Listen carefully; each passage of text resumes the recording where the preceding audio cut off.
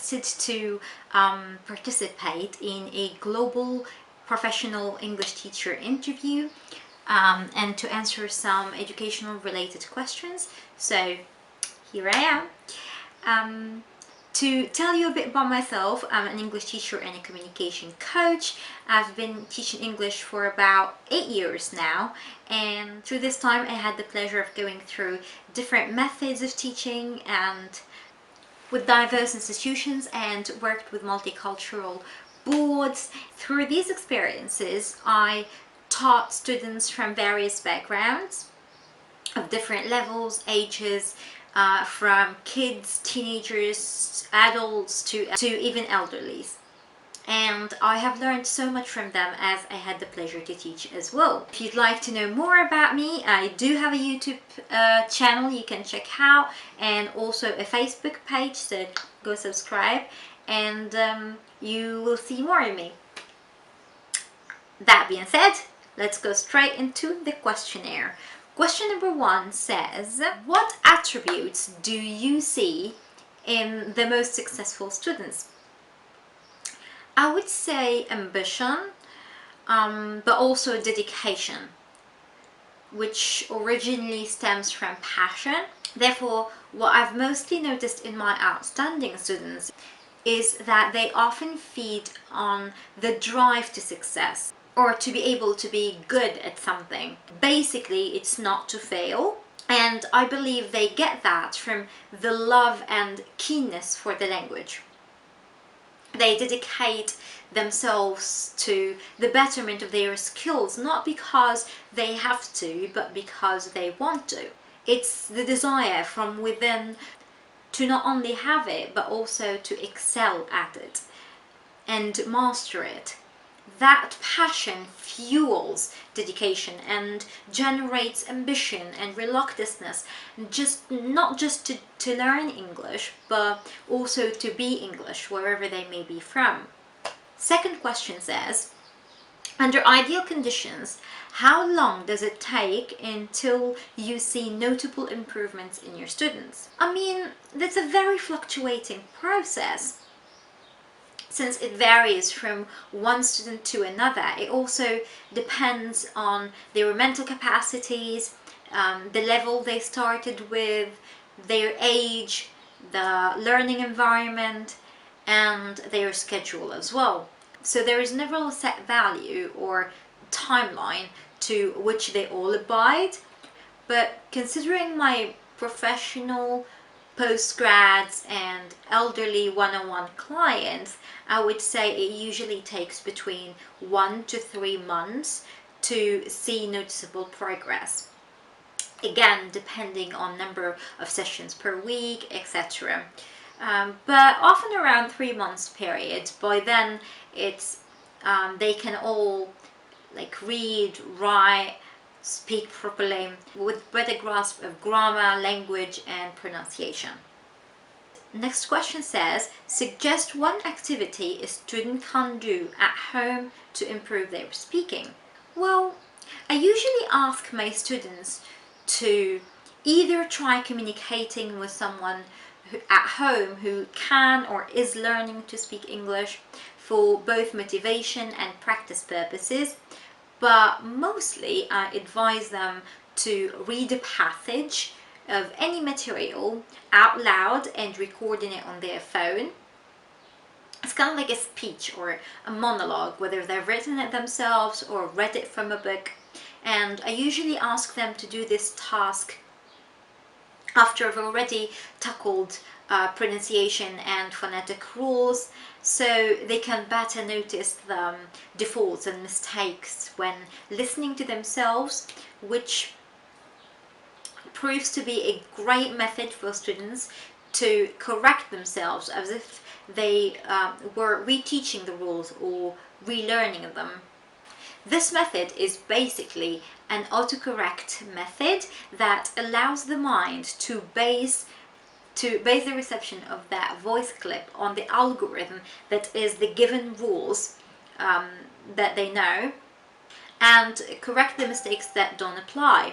Thus, by repeating such task, it often autocorrects itself into the desired pronunciation heard beforehand, whether in our sessions or in movies. So basically, it lineates the students' pronunciation skills through the auditory perception. So yeah, it's kind of an audio autocorrect method.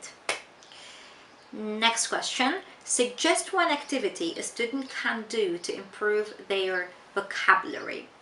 I would say reading.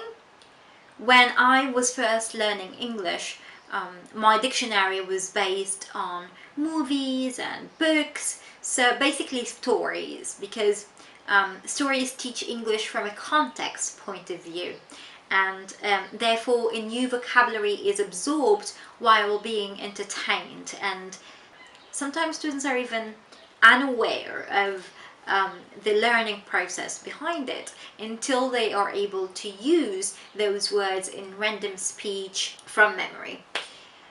It's also quite fun and fast. I often call it the baby method because when babies are born, they're not technically taught the language, especially at early stages. They merely observe until a point where their mind just apprehends the language and use it back. So, like babies in early stages of learning, reading, observing, and listening are the fastest methods to retain the most useful dictionary. So, next question says, give me one advice for adult learners. One thing I often see my adult learners struggling with is their ability to unlearn everything they think they knew or they were taught at a young age. And that was obviously misguided or just not working for them. I often spend most early sessions just helping them forget and relearn the language all over again. Thus, correcting past mistakes is hardest for adults because as we grow older, we just believe we know it all, so we refuse to be wrong, especially about something we think we learned as children. Being from Tunisia, English is our third language, so therefore most professionals have learned it at some point in their lives. Still, they come to me because they seek mastery of the language. That was unfortunately not provided in old school systems. We do learn the rules, we read, we answer questions, we sit for exams, and a lot of people might relate when I say this.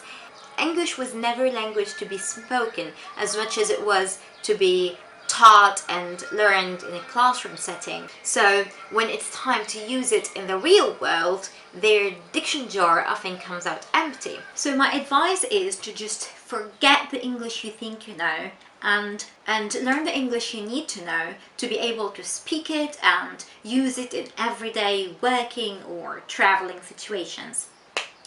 And I have to say, this is mostly the struggle I have with ESP learners. The next question says, is grammar an important part of your class? Not really. I mean, it's embedded in the learning process, especially with the basic knowledge of past, present, future. I always make sure my students have a mastery of the irregular verbs and their usage, but I don't really emphasize on rules and memorization rather than practicalities and the ability to both comprehend and be able to communicate with the language. Still, this depends on the setting and the needs of the clients, whether it was for communication purposes or academic ones. I still do have to tackle curriculum-based lessons when teaching in schools, although I do try to keep it light and experimental, just fun, for the sole purpose of keeping that passion alive and that modern short attention span just hooked in.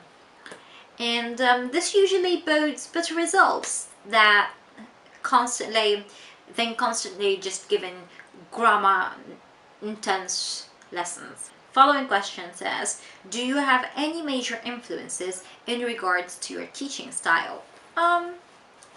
Yes. I do believe no matter what age, background, or purpose these people are learning English for, or purpose these people are seeking the knowledge of English, nobody signed up for a boring traditional classroom scenario. It also has been proven to be less proactive and productive than modern approaches. So my motto is to teach while having fun. Students are more susceptible to learning when it involves activities and engaging tasks that not only develop their mastery of the language, but further deepens their love for it. Therefore, they're often encouraged to be present, to participate and give back triple what they've been given. Also, this style encourages solo research and learning outside the classrooms and learning outside the classroom or session setting, where students embark on their own journey to find and receive information even when the teacher is not around. This method is embedded in them to become their own teachers and to spread the passion, as they do often want everybody around them to just join in the process. Next question. How long did it take for you to feel comfortable in front of a class? Well, my mom was a kindergarten teacher, so from an early age, I did have the exposure to being in a classroom and having to manage a group of kids and students, but my first proper class experience, which was both traumatizing and life-changing for me, was at the age of 21, when I was asked to teach a classroom of postgrads, of whom the youngest was like 25. So the looks I had on that first session, let me tell you, the questions targeting my authority and the ability and my ability to teach these people who were clearly older and much more experienced than I was, to be able to teach them something they don't know is just wasn't acceptable for them. But I guess my fear was justified, considering the judgmental gazes they gave me. Yeah, once I started uttering the words they thought they knew and just made them my own, I asked them to introduce themselves, gave them the techniques on how to better their pronunciation skills. It really just made a huge difference, and they just trusted me and followed my lead, until by the end of this 3 months training, these very people became good friends and threw me this appreciation graduation ceremony, and with all the gifts and cakes and glamour, it was epic. It was really good, and I never felt more appreciated and accomplished. Even though I did reach more heights afterwards and higher accomplishments, I think something about it being my first class and the biggest challenge I had thus far had somehow made it so special. So if I was looking at it time-wise, I would say it took me about 15 minutes to be comfortable in front of my first class.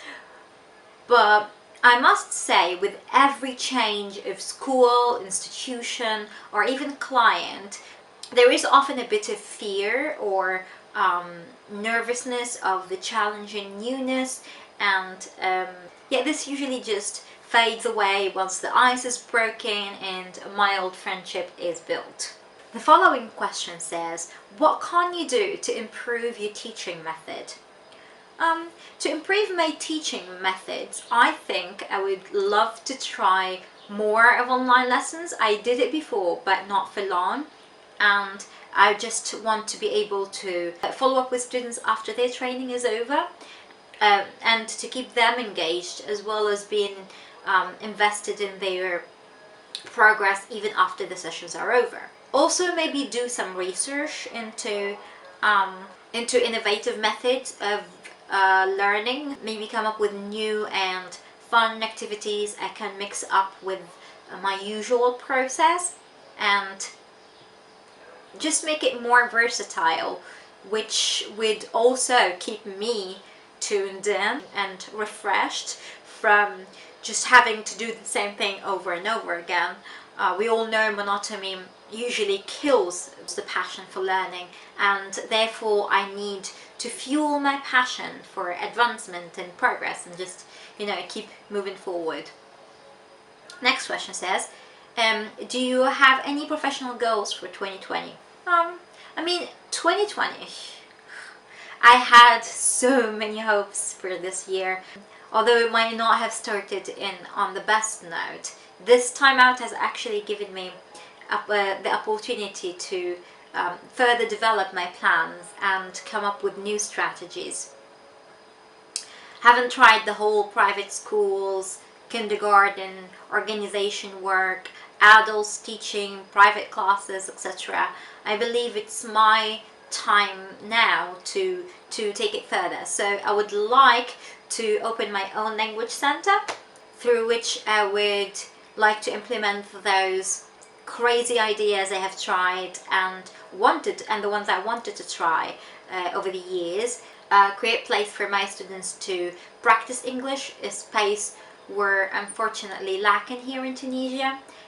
So rather than just teaching the language, I'd like my center to be a breath of fresh air, where friends, learners and English lovers can just meet to practice what they've learned and share their common keenness and love for the knowledge, for English and for excellence in general. Still working on the implications of it, but my clients and the parents' encouragements to take this idea further to the next level and is actually giving me the motivation I need to take it to realization, and hopefully it would be as great as imaginable. Next question says, what improvements would you like to see in the English educational field? I would love it if English education was more inclusive of different methodologies, but mostly I'd want to see English learners encouraged to use what they've learned and in projects and everyday settings. It's not enough to learn something if you don't get to use it. As languages often go, if not used, they are merely forgotten. So also I would love to see English teachers being evaluated on their spoken skills before throwing into the real world. I hate to see another generation of English learners imitating various pronunciation without having the knowledge of proper phonetic rules and believing the English they know is the only version there is, which is not. If we expect our students to have proper English level, our teachers should be held to the same standards, and I hope in the upcoming years this progression comes to fruition. So I think that was our last question. Thank you guys for watching. I hope I haven't made this lengthy for you, and I hope these answers could help some of you find their way into developing their passion to teach the English language or following their dream of just learning it. Either ways, remember, if there is a will, we make a way. Follow your passions, and hope to see you soon in a better day. Thank you for watching again. I hope you enjoyed it. Go subscribe to my channel if you want to see more of me. Be kind to one another, spread the love, and I hope to see you soon. Have a nice day. Love you guys. Bye. Bye. And remember, if there is a will, we make a way. I'll see you guys next time. Stay tuned. Like and subscribe. Yes, subscribe. Like,